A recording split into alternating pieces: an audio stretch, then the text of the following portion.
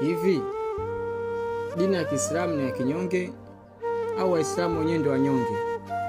Hebu iangalie hii video hapo juu mara moja. Ni wakati wa kugeuka mama yangu, ni wakati wa kugeuka mfanya biashara, ni wakati wa kugeuka bodaboda, ni wakati wa kugeuka dereva, ni wakati wa kugeuka machinga, ni wakati wa kugeuka. Yesu karibu kurudi. Yesu anakuita mama yangu. Actually tunajua kwamba kanzu ni vazi, lakini ni vazi la Kiislamu, au sio bwana dokta? Kanzu ni vazi la Kiislamu. Leo hii mtu anavaa kanzu afu anaenda kuhubiria watu kuhusu masuala ya Kikristo. Jamani, ndugu zangu, kweli asi mambo ya disrespect ndugu yangu.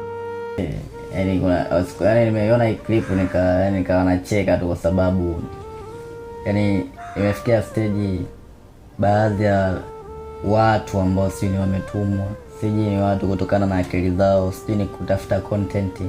Jamani, kama nyinyi ma content creation, acheni kufanya hivyo vitu. Kuna baadhi ya vitu natakuwa viletee mdhaa, ila sio vitu vya dini. Yaani inawezekana unavaa kanzu afu unaenda kuhubiri kuhubiri mambo ya dini nyingine. Umeona? I make sense. Kwa hiyo sisi tunaomba serikali ichukue hatua kwa mambo kama haya ambayo yanaendelea kutokea.